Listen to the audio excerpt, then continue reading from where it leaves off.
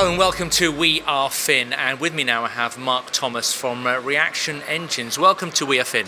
Thank you, nice to be here. Good to have you here. It's always great to get some insight from the cutting edge, and I think it's fair to say you're not just near the cutting edge, but you're on it, aren't you? Well, that's absolutely right. I mean, we developed a revolutionary type of propulsion system. You could see it as the next jet engine moment. I don't think it gets much bigger than that. So it's the hypersonic engine. Explain to me exactly what that is. Well, by hypersonic, we mean really more than 5 times the speed of sound. So that's beyond supersonic, obviously, and that's a really challenging environment. Incredibly aggressive in terms of the heat levels, the temperatures you experience at those high speed conditions.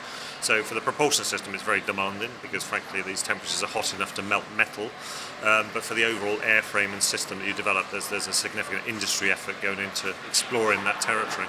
And with it being so groundbreaking and so cutting edge, is this a long way off? Are we in the early stages, and when's this going to actually materialise? Yeah, we're playing quite a long game here. The aerospace industry overall is obviously is very patient. Things take a long time to develop, but we are on the verge of a hypersonic revolution. I mean, there's many players in the industry saying that, and that's driven by 2 things really. Predominantly, the defence arena that's looking for speed as the new stealth, giving you surprise and survivability and an edge effectively. And then on the commercial side really, we've seen speed coming back on the agenda again. We have super efficient engines, but the speed of air travel has actually gone down over the years, and now there's a drive to bring that back on into the picture and have a faster travel, enabling daily flights ultimately across the Pacific, there and back in a day. So applications are very varied. You must have had some good interest from the industry generally. Yeah, huge interest. I mean, we're a private company, a British company, but we've attracted some incredible investors and partners, including BAE Systems, Rolls-Royce and Boeing. So when you look around the industry and you put your A-list together, your team, it doesn't really get any better than that for me personally. Application-wise, as you said, it's very varied. It's not just military, it's civilian as well, isn't it? Yeah, ultimately civilian. I mean, our engine has the ability to go in atmosphere and out of atmosphere, so it enables not just hypersonic air vehicles, but also potentially low-cost launchers for space access. But on the civil hypersonic flight, I mean, we're many decades now on from the original development of the Concorde, and we're talking about something that's even more challenging than that from every respect. So I think we're a couple of decades away from seeing that application, but the others are much nearer term. Challenges.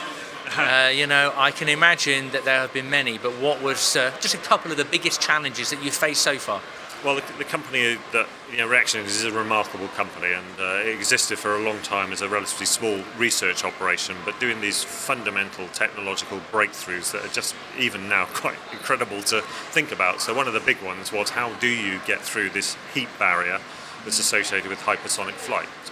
And they've developed a super cooling technology, an ability to take very, very hot air, quench it instantaneously in a device that could enable you to develop a future hypersonic engine.